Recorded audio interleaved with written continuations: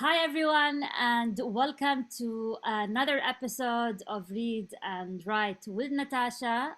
Today, I am very happy to have with me author Margaret Mary O'Connor.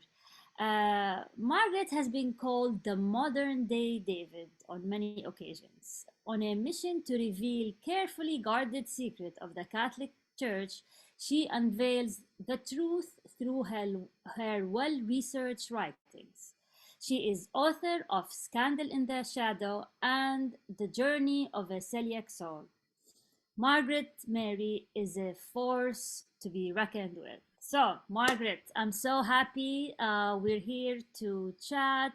And I have a lot of questions about you, about the book, about your writing journey. So, without further ado, I'm going to give you the floor. And I just want to ask you about the book here that I enjoyed, and you thankfully sent it to me. And it's called Journey of a Celiac Soul. And if you can tell us what is this book about, how did you decide to write it, and the publishing journey in general. So please go Oh, ahead.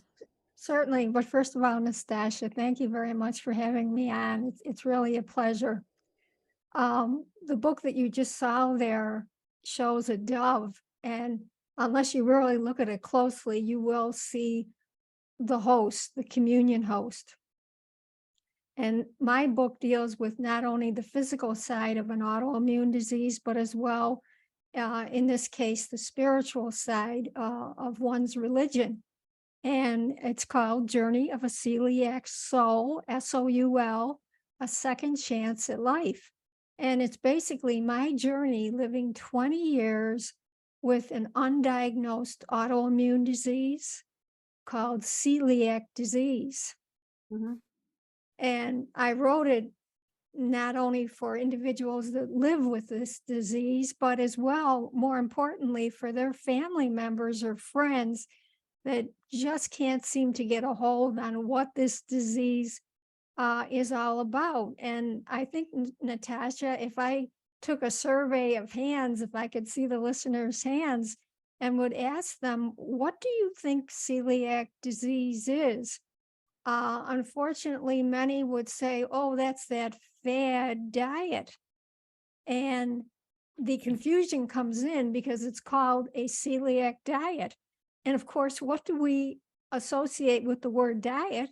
We associate weight loss. Okay, very briefly, if you have this disease and you eat anything made from wheat flour, what happens? Your body sees it like an invader and they develop like a response against it. And this immune response basically ends up tearing away at your own intestinal lining. And being a person with celiac disease, you can eat and eat. I'm talking about great amount of food, and yet the value content of minerals, vitamins, none of that is being absorbed. So what's happening within your body? It's called malabsorption. Your body is basically starving. And I'll tell you from personal experience, that is no fun way to lose weight. But this diet is there to help save your life. And that's why I can't say enough. You have to realize that this is an autoimmune disease and it's nothing to do with the fad, because we basically are at the mercy of a restaurant owner, their staff, that when we ask questions about our food, um, we don't want to be poo-pooed like, oh, that's not going to hurt you. And then even going back to family members, when you think of it, I mean, what is more natural? If you've lived all your life and you've uh, uh, taken in wheat, that's the bread of our life in a sense. Well, then how of a sudden can that flour be basically life threatening to you? And that's really this whole issue, is that we have to stay away from wheat. And obviously that's easier said than done.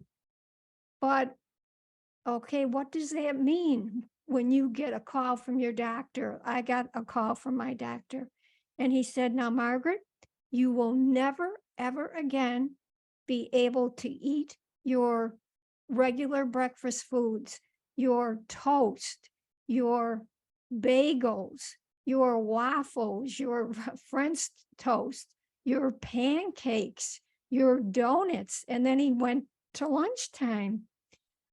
Soups have fillers in them.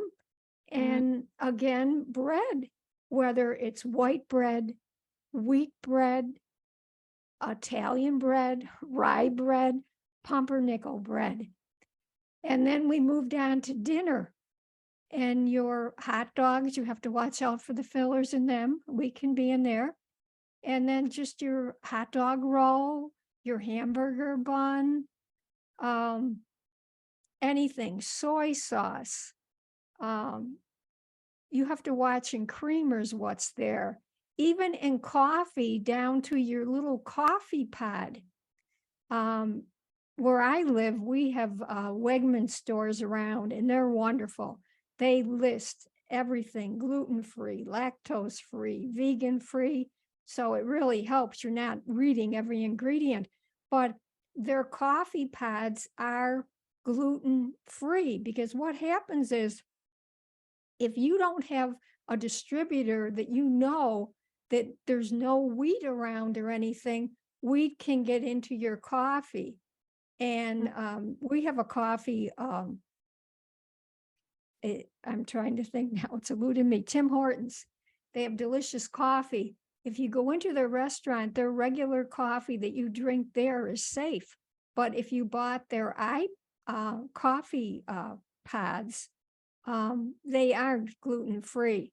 So there's just so many hiddens that you have to watch out for. So, why do you think it was important to tell your story in this book, especially now? I think, as you mentioned, people with many people are eating gluten-free diets, and as you said, people would just assume it's just a fad and it's not a life-threatening disease. So, I want to know is was that the reason that compelled you to tell your story, or you wanted to focus on how it affected your faith? So I just wanted to know what was the reason you wanted to write the book. It's physically how it affects me, but getting back to celiac disease is one aspect of individuals not being able to have wheat. But then there's everyone else, even yourself sitting there. Perhaps you have a wheat sensitivity, and Yeah. that's called non-gluten um, celiac sensitivity. And there's 21 million people that have that. Yeah. And the thing that's bad in one way is if you have that, you normally don't feel the symptoms. Like if someone has celiac disease, you're going to definitely have alarm bells going off in your intestinal area. Mm. If you've ever had awful food poisoning or perhaps come down with some type of a stomach flu, you know what I'm talking about. So for celiacs, that's what they are experiencing. And it's just not the idea of, okay, I go out to a restaurant one evening and I take in gluten. It's just not that night that I'm experiencing that. The damage stays in one system anywhere from 2 to 4 months down the Mm. road. And it's that inflammation that's behind any autoimmune disease, whether it's celiac disease, whether it's arthritis, whether it's lupus disease, diabetes. And that's the hiddens that you can't see the damage that's being done. And yet there was a wonderful doctor that, thank God, he came over from Italy, Natasha. He was a pediatric gastroenterologist. He started at the University of Virginia. Now he's at Mass General. But the research that he brought, when he was over in Italy, he would see many children every week. When he got over here to the United States, they warned him, now you're not going to see like celiac children like you do in Italy. Say, okay, 1 month went by, 6 months went by, a year, and he wrote a paper. Where are all the celiacs in the United States? And he was able to get from the Red Cross blood samples. But because of the confidentiality laws, unfortunately, he was not able to tell them, you have celiac disease. Mm. And there's over 3 million Americans that have this disease. In the United States, it took up to 10 years average to be diagnosed with this. But yet, if you were over in Italy, it took the time between you presented with the symptoms, and went to your doctor, it took 2 to 3 weeks. It was like light years ahead. And the damage that you're talking about, I was within 5 months, my doctor told me, of being 6 feet down in the ground. Oh, oh. So I am just so wonderfully excited to still be here. But seriously, my sister had brain cancer. She never had a second chance. And this doctor, Alessio Fasano, says, if you're diagnosed with the disease, the reason that you have to stay on what they call a celiac diet is because, excuse me, you will die slowly, but you will die. So you have to decide, and I think as an adult, it's pretty easy. I mean, it's very stark. Are you going to just keep cheating and eating what you used to eat, foods with wheat? Or are you going to stay off of that and then have a good life, except for the times that you do ingest wheat? Mm. But with So, children, it's a whole other different thing, because the reason, again, I wanted to bring out to listeners here that don't have celiac disease, if you're a neighbor of someone that they have children that have this disease, again, you have to realize the damage that's being done within their system mm, by having them over, and you're thinking, oh, come on, just a little wheat, just a chocolate chip cookie, that's not going to hurt them, like be the devil. yeah, that's interesting. And now I feel bad because my friend has celiac disease, and I said that maybe a few times. That's okay, just a bite. And now I understand that no, it just the bite is problematic. Yes, I'm the And celiac police. yeah, no, but that's a very valid point, that there's a huge difference between gluten sensitivity and a deadly diagnosis, like celiac disease. And for me, I want to go back to the book. And do you think your message about the importance of recognizing, diagnosing celiac disease, was sent through this book? And how did the readers react to it, especially that you tied in your own religion with your own diagnosis? Well, it's really helped in a sense that way back, the actors and actresses, they were the first ones that got on this diet. And unfortunately, it gave it that fad diet, thing. But it was the best thing in a sense, because then all of a sudden, your big food companies, your General Mills, Pillsbury, they all started making celiac food. They didn't want to really help us. They helped themselves. I mean, seriously, Yeah, these companies are millions of dollars, and yeah. they could see, hey, this is a new source. So for someone like myself, it was a godsend, because I'll tell you, the first company that I ever had their food, oh my God, the bread would just basically, if you didn't toast it, um, it would fall apart. And, we can laugh about that, but it was really sad.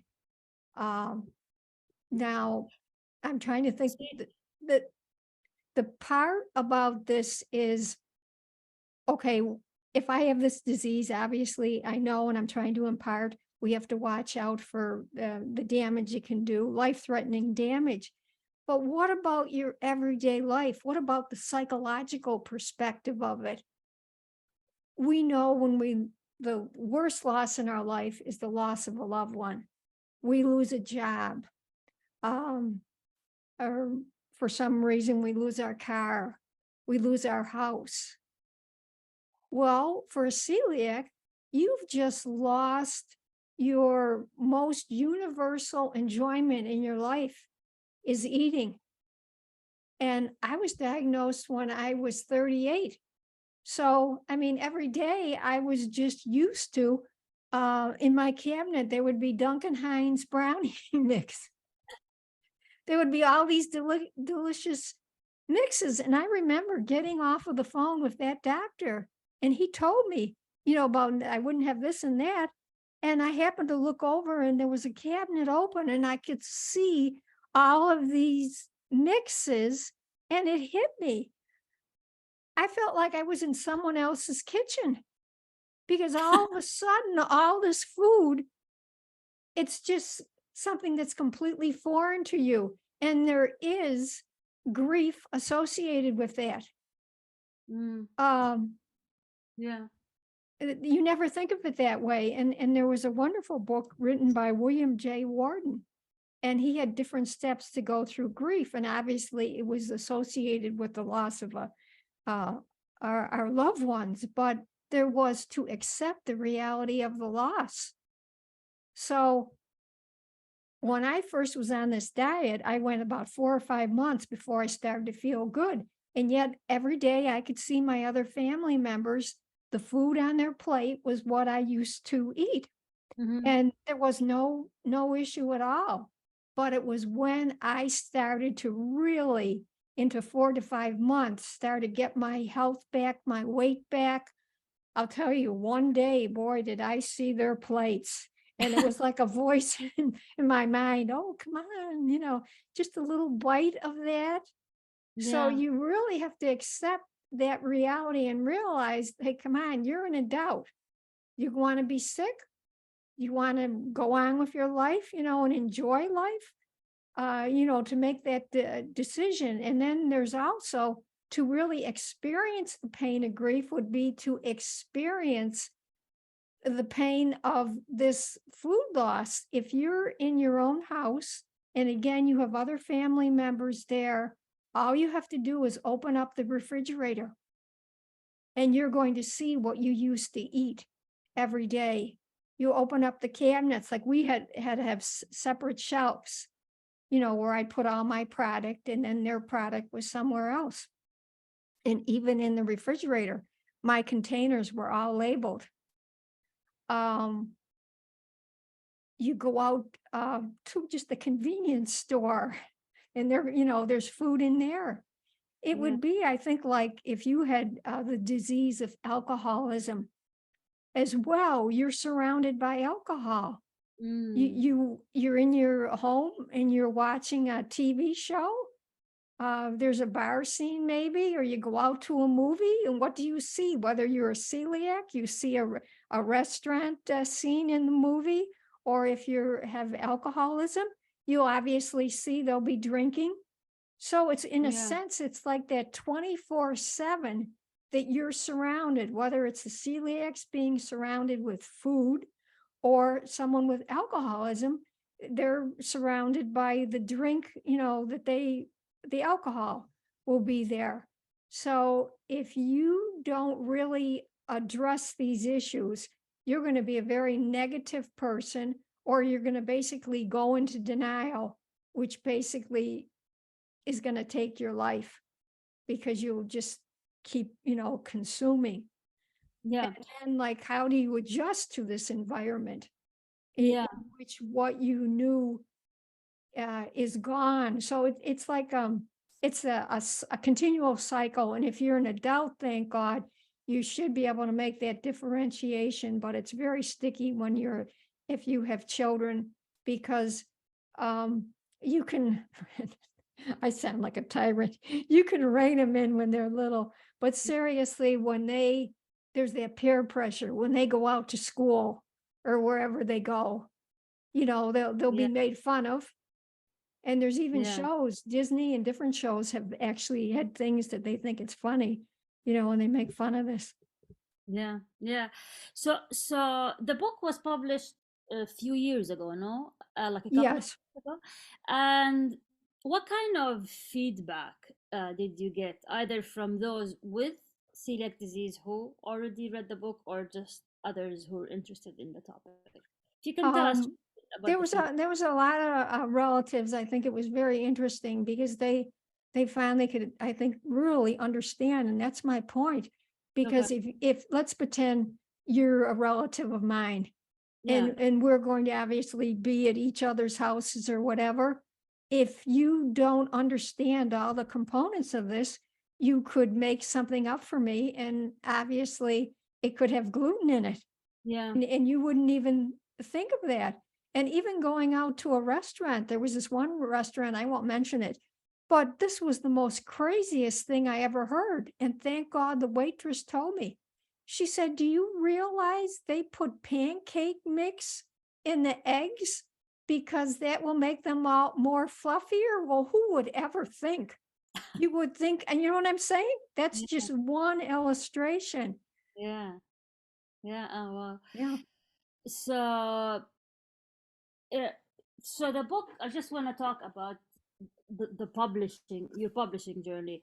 So this book was self-published, correct? And Yes, I had, unfortunately, oh my God, I had went a few years where I tried to do it, I guess the old way that you send out the query letters. yeah, yeah, And I mean, you get to a certain point, it really isn't the best psychological experience when you get letter after letter after letter back. And basically, they were all the same form letter, that it just doesn't really meet our um, uh, company's needs, yeah. or maybe this should be just in a magazine. But Mm, there was not one really bit of like personal encouragement. yeah, And so that's when I decided I'm going Amazon.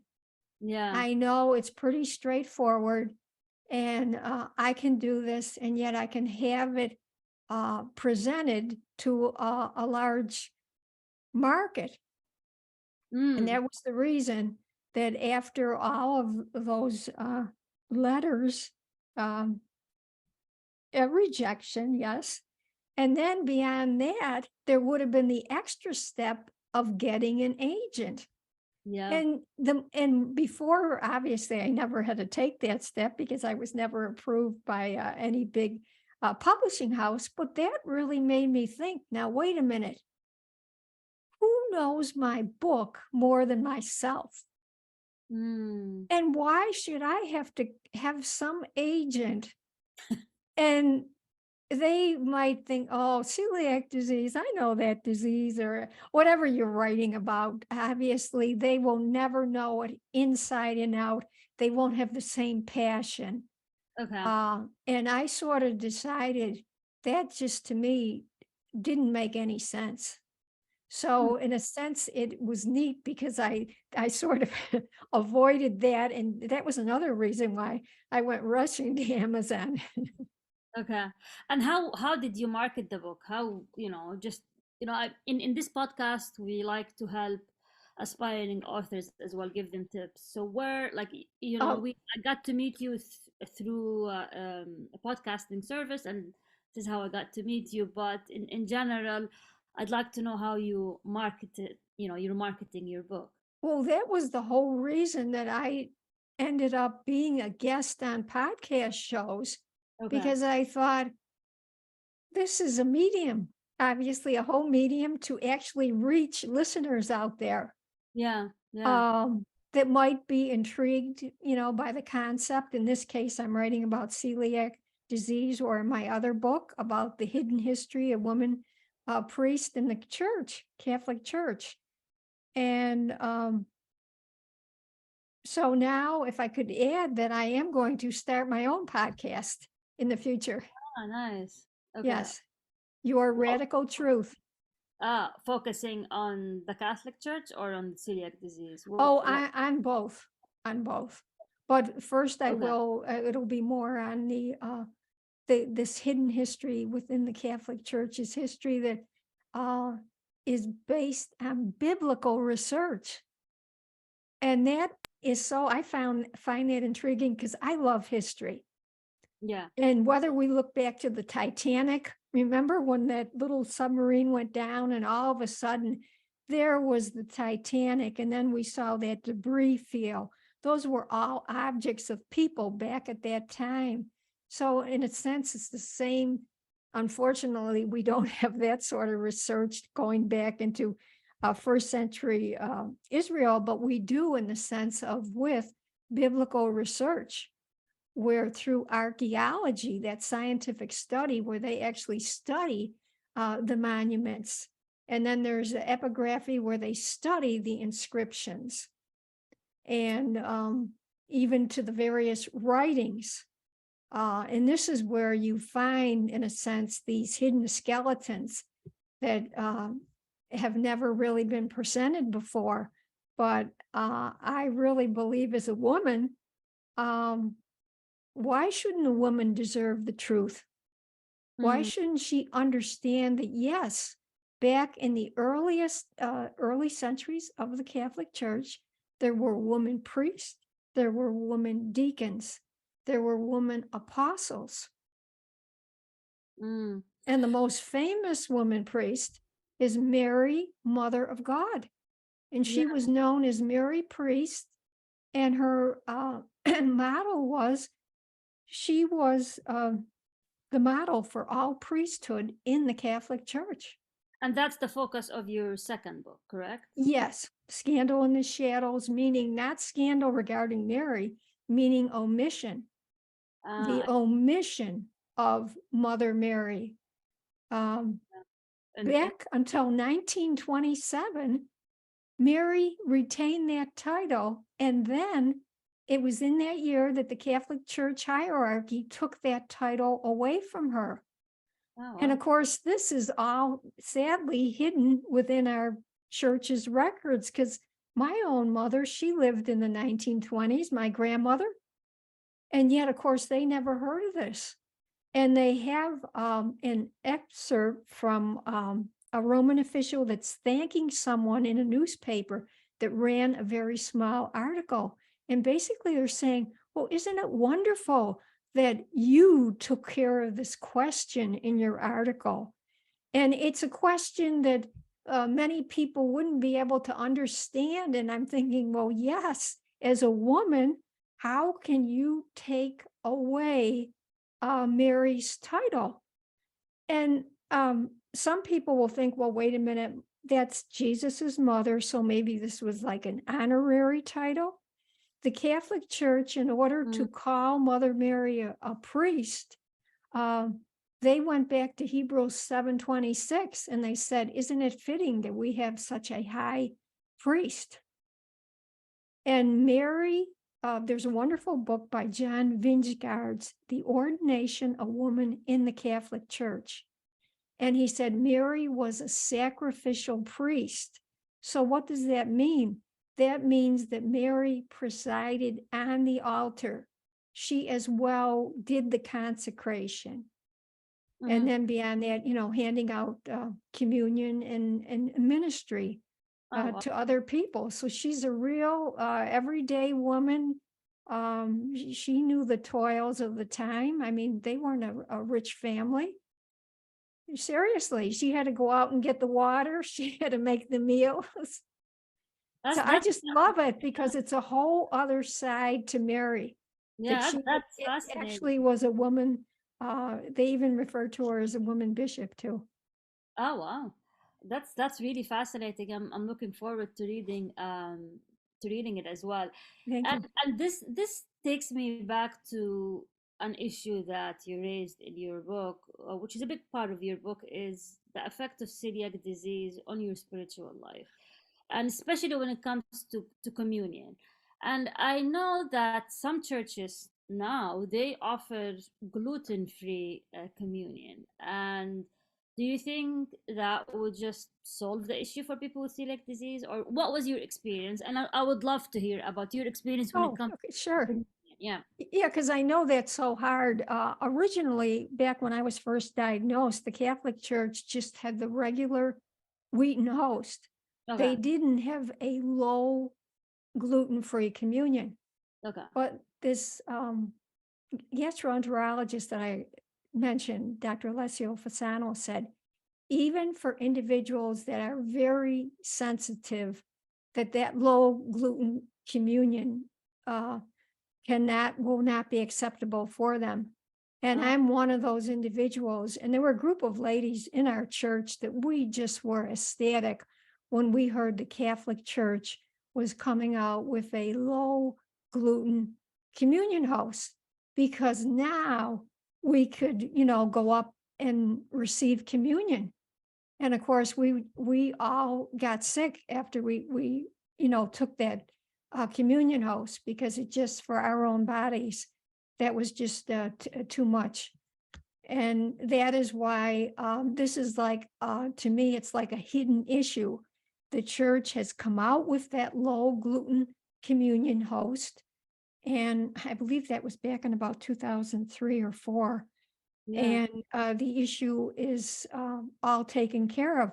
And I was very lucky. I had a priest from the very beginning. There was a little write up in the New England Journal of Medicine. So I gave him that. And then he allowed me to put a PICS. It's a little round container that you carry host in, like if whether you're a priest or a Eucharistic minister, to take host to people that are sick, in their homes, hospitals. He allowed me to put that up on the altar and put a gluten-free food in there. And then, of course, at the consecration, that was changed.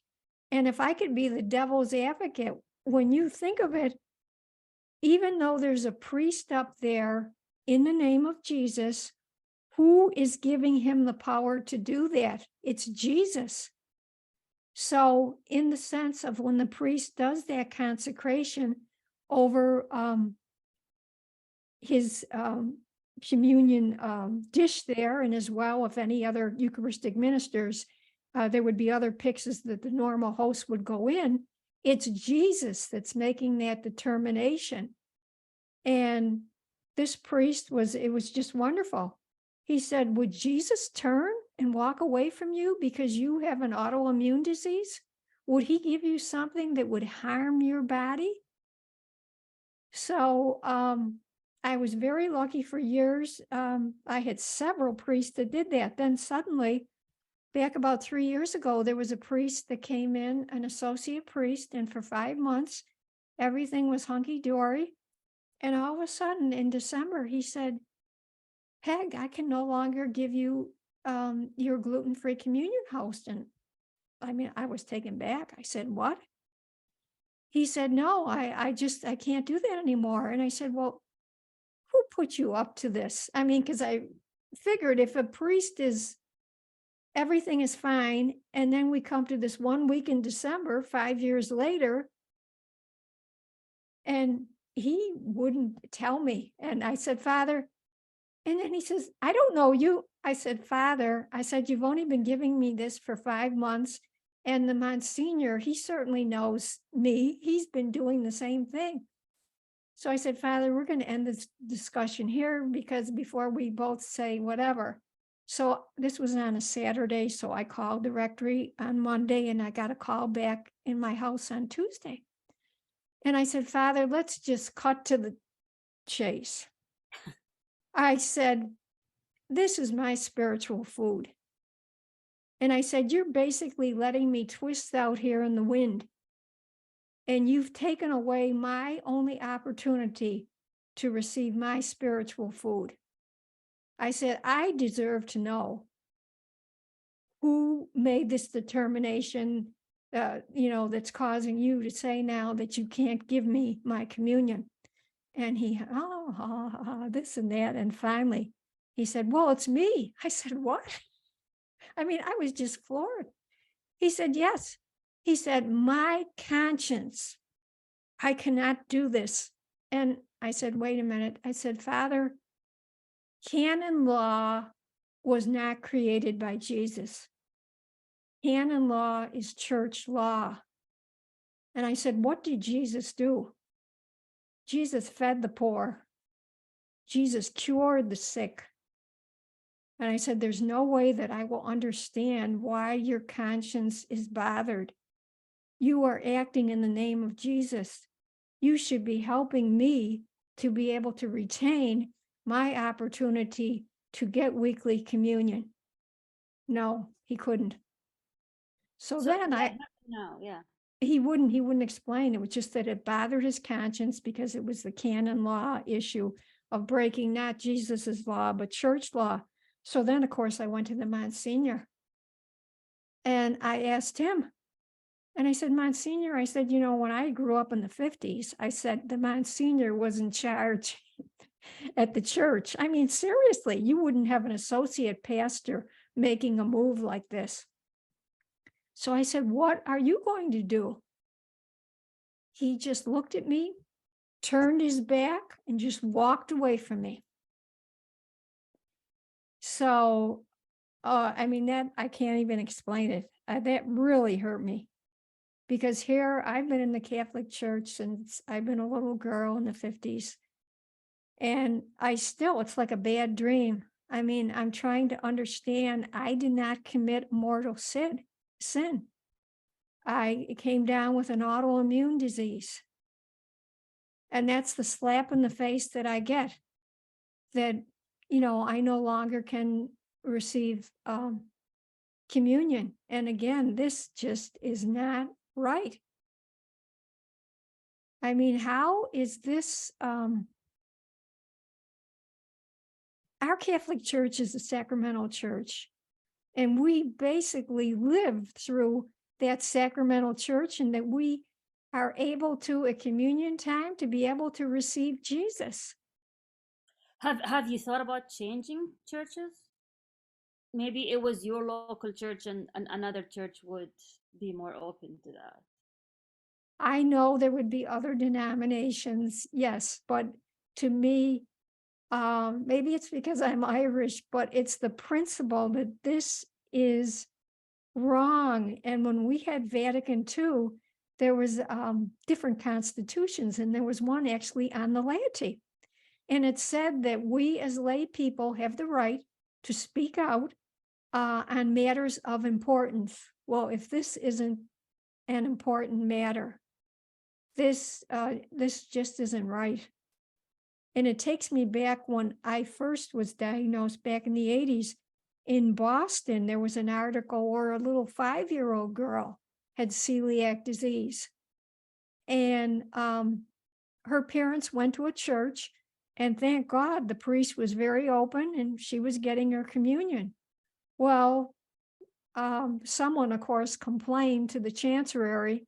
And then when they heard that, that's a sacramental aberration, and you just can't do that. So of course they did leave and went to another denomination, and she's being taken care of.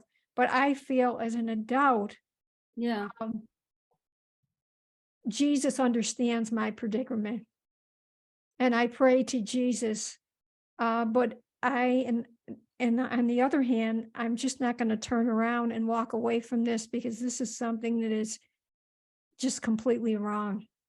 So what happened? What's going on now? You cannot take communion now? You stopped? Yeah. I'm not getting any communion. Okay, and how does that affect you spiritually? The fact that you're not getting your spiritual food? Well, in a sense, I think I'm closer to Jesus, because I've actually had to separate, in the sense, from I go to other churches, because I do love the Catholic Church, and I want to hear the word of God. But as far as the spiritual end of it, that is my prayer with Jesus, because what used to be the most spiritual part of going up, in receiving communion, it's gone. Okay. So in terms of the book, has anyone from the Catholic Church or from your church read it, and was there any reaction? Because you're being very vocal about this, and I'm sure maybe it might rub people the wrong way. And Well, there was one woman from church was in her 80s, and she always came across as a very open-minded woman. So I okay, thought, oh, this will be neat. It was around Christmas time, and okay, I'll send her the book, as a gift. okay. Wow. I got a phone call. Oh wow. Peggy, what is this? And at first I thought maybe she was offended by the title, Okay, Scandal in the Shadows, the original priest, Mother Mary. And I said, I just want to let you know that that scandal means omission, okay, the omission of the Catholic Church from letting everyone know that Mary was a woman priest. And, I was so excited because I thought, what, who would more be the best model for women in the Catholic Church than Mother Mary? But unfortunately, this woman was, oh, she was just so uh, upset. And I have to tell you, when I read that John Vinsgaard's book, there's a section, a chapter on Mary. And in there, when he was describing Mary as a real priest, I threw the book up in the air. And then I had to pick it up and I had to reread it oh, because I thought, did I really see what I saw? And then it was then this excitement, this joy really dissipated for me because then I had the awful realization that I had been betrayed by my own church. And after a few weeks, I thought, I got to get out of this awful feeling. And I thought, well, who better to follow than Jesus? He spoke out against the authority types of his time. And now I have this wonderful news that Mary, Mother of God, is a woman priest. So that really, in a sense, ignited me that I wanted to get the word out, not only to women here in the US, but as well, whether it's in Ireland, uh, Australia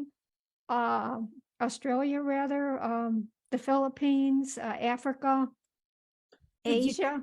did you get any positive responses from people who read any of your book? Um, on do you think there is hope for change within the Catholic Church when it comes to that issue specifically? Let's focus on this. It's going to take a long time because people really have to, particularly related to Scandal in the Shadow about Mother Mary.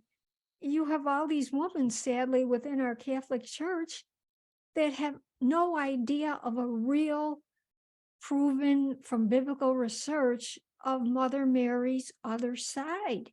So when I go out picketing, obviously I'm seen in a sense like a pariah. And Mm, some people really will be very vocal and tell me, you don't belong in this church. You're a liar, and mm. you're a hypocrite. You're a heathen. Go to that church a few blocks away. Um, and it's sad because they're defending their faith just as much as I love the Catholic Church, but they miss this key finding. When we're in our Catholic Church, when you think of it, think of like, say, the left side of pews in the church, the right side. On the right side, for men, since the time they've been little boys, they've had the role models of priests. That's a Mm, religious heritage to them to follow. But over here on the left side, okay, well, we had Mary, but we never knew she was a woman priest. And then there was Mary Magdala. But really, where was the weekly experience of seeing a woman, whether giving the homily, whether, doing the consecration? We don't have role models like that. So there's this whole religious heritage that's completely wiped out for any woman in the church. And I think for mothers and grandmothers, you should really be concerned. Future Church did a survey and they found that millennial women today are more often to be leaving the church because they have had it with being lied to, and they just don't feel their spirituality is being met, because if they were baptized, just as I was baptized, you were, if you're in the Catholic faith, were baptized the same as little baby boys. It's the same prayers, it's the same anointing. That means we're supposed to be equal in this church. And of course, we're not equal, because if we get the call that we want to be a woman priest, well, obviously, sadly, within the Catholic Church, forget that. And I don't know if you ever heard, the Pope has his own commission. It's called the Pontifical Biblical Commission. Back in 1976, they looked at the question of woman's ordination in our church. And what did they emphatically said? They said there is no biblical reason why women can't be priest. Well, hello, that was 1976. So why are we still, in a sense, debating this issue of women even being priests? And then you've probably heard over in Rome, they've had these different councils on women being deacons. Were they ever deacons? Back in 1974, it was proven from 3 Greek studies, women were on the altar in a church in front of a bishop. The same wording was said. The bishop prayed over them, placing hands on them, and they each received a stole. They each received the cup to drink from. Yes, and women were emphatically called deaconesses. So why in 2016, if the church would have only followed what they found back in 74, there never would have been the need to reconvene in 2016 these commissions now if women were deacons. It is just so sad, because the hierarchy is definitely, that evidence is right there. And they're not following it. And I think hopefully it's like a grassroots effort. I'm trying to have the listeners, if they hear this, spread it to their family and friends and relatives. Because why shouldn't women, at minimum, at least be told the truth, this wonderful truth? And they should be up there. They should be able to be a woman priest. There were women priests. And even, don't get me started, Natasha, there were actually more woman apostles. We heard Jesus sent out the 12 men apostles, period. But there was this researcher, Ida Ramley, and she found this concept of apostleship. Okay, what does that mean? Who's an apostle? Anyone that's sent out by the divine one, that Jesus, or the particular community. And then when you get into biblical research, you start finding names of other woman apostles aside from Mary Magdalene. Yeah. So this is really fascinating. So in terms of your future plans, so now you have the 2 books, and both of them, at least the first one, delve into the issue of your faith in the Catholic Church. The second one is focused completely on the Catholic Church. What's your third book going to be about? Is it you're following the same trajectory, or?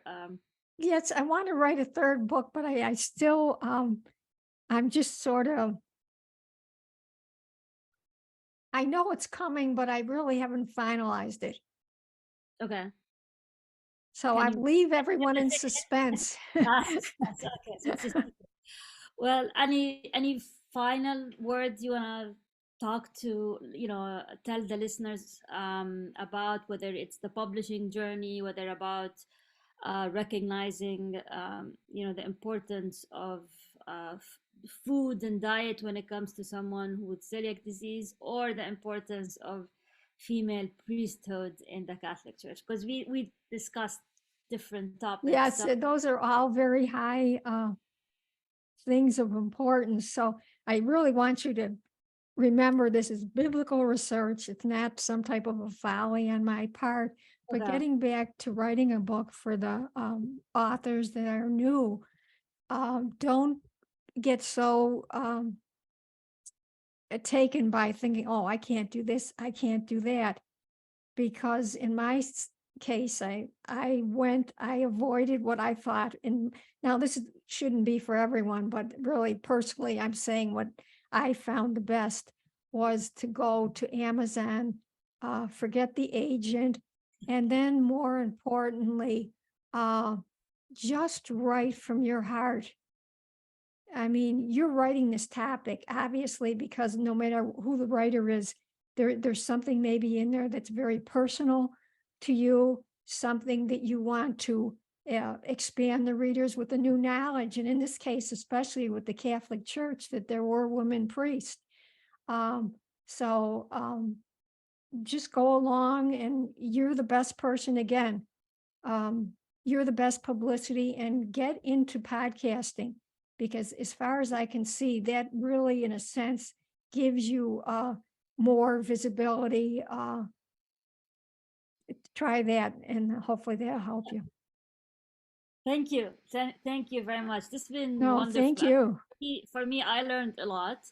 For me, what I'm taking out from this is I'm going to be extra sensitive to anyone who has food sensitivities. I'm not going to ever say just one small bite, you'll be okay. I think that's really important. And two, I'm just recognizing how this affects your faith as well. You know, like you're a Catholic, and you believe in your faith, and